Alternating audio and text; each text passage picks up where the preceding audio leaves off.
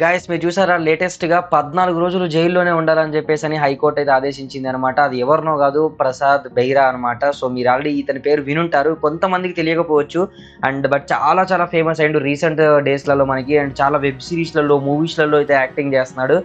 ఇప్పుడిప్పుడే పైకొస్తున్నాడు అని చెప్పేసి చాలామంది సెలబ్రిటీస్ తన గురించి మాట్లాడడం స్టార్ట్ చేశారు. ప్రసాద్ బెహ్రా అని చెప్పేసని మనకి 'పెళ్లివారం అండి' సీరీస్ గానివ్వండి, మనకి రీసెంట్‌గా వచ్చిన దాంట్లో కూడా 'మావిడాకులు' సీరీస్ దాంట్లో కూడా చాలా కమెడియన్‌గా చాలా మంచి సీన్స్‌లో చేశాడు. మొన్న వచ్చిన 'కమిటీ కుర్రోళ్ళు' దాంట్లో ఇప్పుడు రేపు ఎల్లుండి రిలీజ్ అయిపోయే 'బచ్చలమల్లి' మూవీలో కూడా యాక్టింగ్ చేశాడనమాట.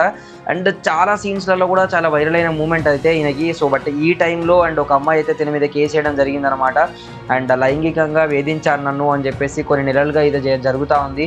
మొన్న జరిగిన రీసెంట్ వెబ్ సిరీస్‌లలో కూడా కొన్ని సీన్స్‌లలో ప్రైవేట్ పార్ట్స్‌లలో పట్టుకున్నాడు. సో ఇలా అయింది. సో దీనివల్ల నేను కేసేస్తున్నా అని చెప్పి ఒక అమ్మాయి అయితే కేసు వేయడం జరిగింది. ప్రెజెంట్ పోలీసోళ్ళు ఆల్రెడీ ఆ నోటీస్ తీసుకొని వెళ్లి ప్రసాద్ బెహ్రాని అయితే అరెస్ట్ చేశారు.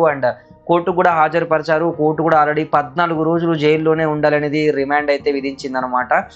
మనం చూసినట్టయితే వరుసగా చాలా మంది ఇలా ఈ బారిన పడతా ఉన్నారు. మనకి ఫస్ట్ వచ్చేసి జానీ మాస్టర్ గాని, తర్వాత హర్ష సాయి గానివ్వండి, మొన్న రీసెంట్‌గా ఇప్పుడు అల్లు అర్జున్ కూడా ఈ విషయంలో గానివ్వండి, వరుసగా డే బై డే ఇలా అయితుంది. సో అసలు దీనికి గల కారణం ఏమంటారు? మీరు కామెంట్ చేయండి మచ్చా. సో పెరగడం అంటే వాళ్ళ స్థాయి పెరగడం వల్ల అంటారా? లేదంటే వాళ్ళ మీద ఫేక్ అలిగేషన్స్ అయితే చేస్తున్నారంటారా? సో మీరేమనుకుంటున్నారో కూడా కామెంట్ చేయండి. సో లైక్ చేయండి ఈ వీడియోకి. అలాగే ఇలాంటి ట్రెండింగ్ టాపిక్స్ మీకు ముందుగా వస్తాయి. అందరికన్నా ముందుగా సబ్స్క్రైబ్ చేసుకోండి మచ్చా. Thank you guys.